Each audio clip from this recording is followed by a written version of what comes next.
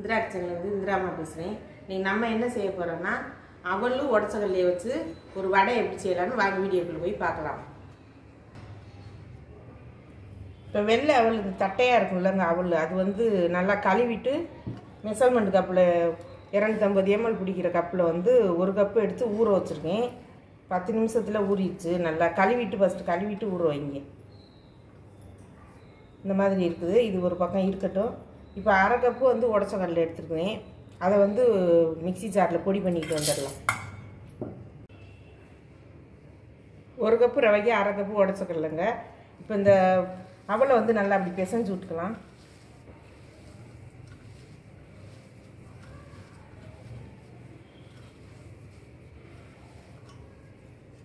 இப்போ இந்த உடச்ச கடலை பவுடர் வந்து இதில் கொட்டிடலாம்.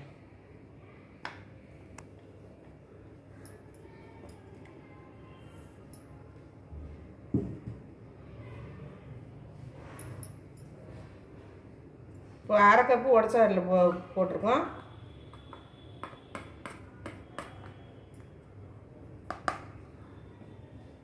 அதே அளவு 1/2 கப்பு பச்சரிசி மாவு அதையும் இதில் சேர்த்துடலாம்.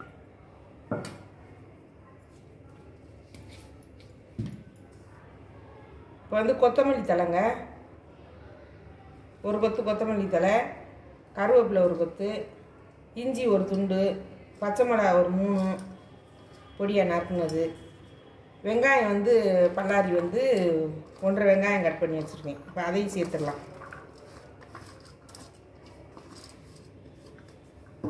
இப்போ தேவையான அளவு உப்பு சேர்த்துக்கலாம்.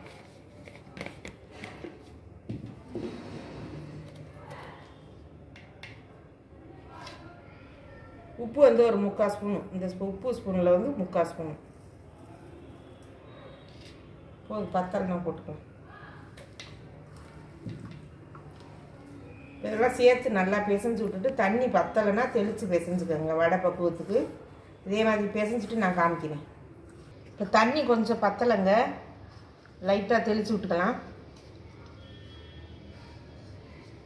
இந்த மாவு பிசையும் போதே அப்படியே சாப்பிட்லாமான்னு இருக்குங்க. அவ்வளோ ஒரு வாசனையாக இருக்கும். இதை செஞ்சு பிள்ளைங்களுக்கு கொடுத்து பாருங்கள். அவ்வளோ சத்து அவல் உடச்ச கடலை சேர்ந்துருக்குது. அவ்வளோ சத்து உடம்புக்கு. பிள்ளைங்களுக்கு நல்லா ஹெல்த்தாக செஞ்சு கொடுங்க. பிள்ளைங்கள்லாம் இப்போல்லாம் வந்து ஒழுங்காகவே சாப்பிட்றதில்ல. காலையில் வந்து ப்ரேயரில் நிற்கும் போதே மயங்கி விழுந்துருதுன்னு சொல்கிறாங்க மிஸ்ஸெல்லாம். அதனால் நல்லா சத்தானதாக செஞ்சு கொடுங்க. சாயந்தரம் வந்த உடனே. காலையில் நம்மளுக்கு அவ்வளோவா ஒன்றும் பிள்ளைங்களை கவனிக்க முடியாது அவசர அவசரமாக.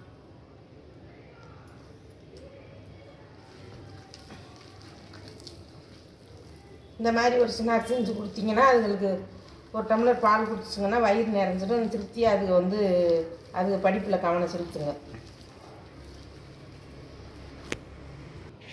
இப்போ இந்த பக்குவத்தில் பிசைஞ்சுக்கோங்க மாவு. இந்த மாதிரி உருண்டை பிடிக்க வர மாதிரி நல்லா, ரொம்ப கெட்டியாகவும் இருக்கக்கூடாது, தண்ணியாகவும் இருக்கக்கூடாது. இந்த மாதிரி இருக்கணும். வாங்க இப்போ வடை எப்படி சுடுறதுன்னு பார்க்கலாம். நல்லா எண்ணெய் காஞ்சிருச்சுங்க. இப்போ அடுப்பை கொஞ்சம் சிம் பண்ணிக்கிடலாம்.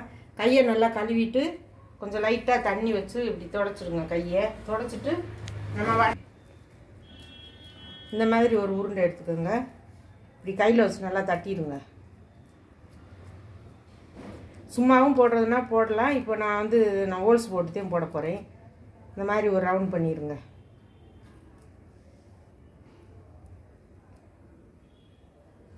இப்போ வாங்க போட்டுக்கலாம்.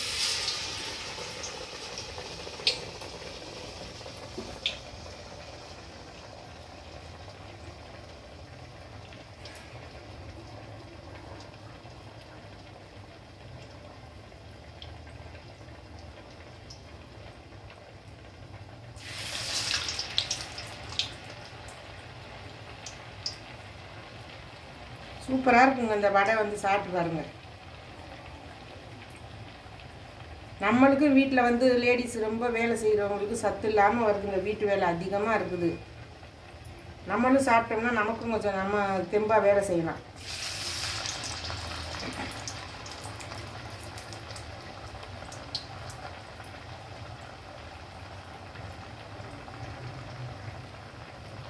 பிடிக்கிற மாதிரி இருந்துன்னா கையில் லைட்டாக தண்ணி தொட்டுக்கோங்க. தண்ணி தொடுறோம்னா எண்ணெய் சட்டியில் வந்து தண்ணி பற்றாமல் பார்த்து பத்திரமா செய்யணும்.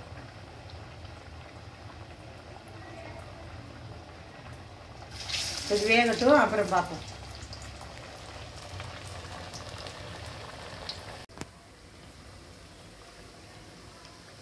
இப்போ பாருங்கள், நல்லா வடை வந்து நல்லா மிதந்து வந்துடுச்சு பாருங்கள். இப்போ வந்து நம்ம திருப்பி விட்டுக்கலாம்.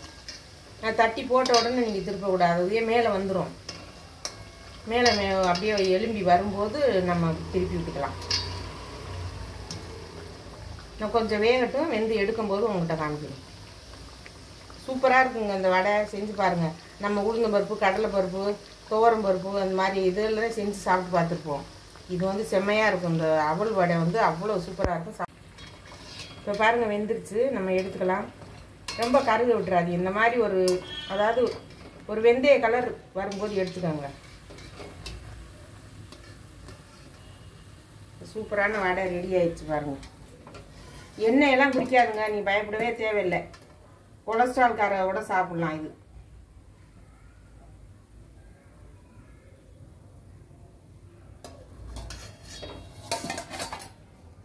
பாருங்க, இதே மாதிரி எல்லாத்தையும் சுட்டுட்டு உங்கள்கிட்ட காமிக்கிறேன். இது ரெண்டாவது ட்ரிப் போட்டுக்கலாங்க. இதே மாதிரி தான் தட்டிட்டு நம்ம ஒரு ஹோல்ஸ் போட்டுக்கோங்க. அப்படி உள்ளங்கையை நல்லா தண்ணியை தொட்டு கழுவிட்டு, தண்ணி மட்டும் எண்ணெய் சட்டியில் வடிஞ்சிடாமல் பார்த்துக்கோங்க.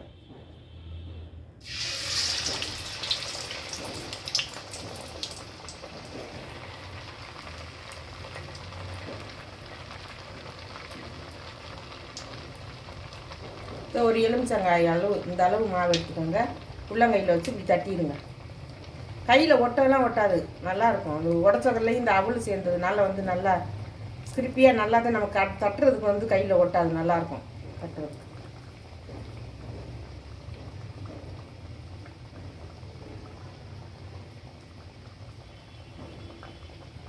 நல்லா ஆஞ்சநேயர் வடை மாலை வடைக்கு மாலை உடவை கட்டுவோம், அந்த மாதிரி இருக்குது. சூப்பராக இருக்குது.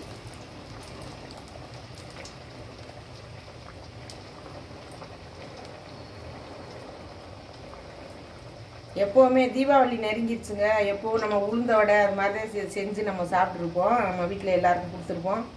இந்த மாதிரி ஒரு வடை செஞ்சு இந்த வருஷம் தீபாவளிக்கு செஞ்சு சாப்பிட்டு பாருங்கள். சூப்பராக இருக்கும் பாருங்கள். தீபாவளி பண்டிகை நெருங்கிடுச்சுன்னா ஒரு மாதம் தான் இருக்குது. புரட்டாசி முடிஞ்சிச்சுன்னா தீபாவளி தான். சூப்பராக இந்த வடை ரெடி ஆகிடுச்சு பாருங்கள். அவ்வளோ அருமையாக இருக்குது. மொரன்னு இருக்குதுங்க. இது ஒரு டேஸ்ட் நல்லா வித்தியாசமாக சூப்பராக இருக்குது. நாக்கிலே நிற்கிது அந்த சுவை வந்து. இது மாதிரி சாப்பிட்டு பாருங்கள். வெள்ளை சட்னி வேணாலும் வச்சு சாப்பிடுங்க. நான் வந்து சாஸ் தான் டொமேட்டோ சாஸ் வச்சுருக்கேன். இது தொட்டு சூடோடு சாப்பிடுங்க. செம்ம சூப்பராக இருக்கும். இதே அளவுகளோட இதே மாதிரி செஞ்சு சாப்பிட்டு பார்த்துட்டு எனக்கு கமெண்ட் பண்ணுங்கள். இந்த வீடியோ உங்களுக்கு பிடிச்சிருந்ததுன்னா லைக் பண்ணுங்கள், ஷேர் பண்ணுங்கள், சப்ஸ்கிரைப் பண்ணுங்கள், பெல் பட்டனை கிளிக் பண்ணுங்கள்.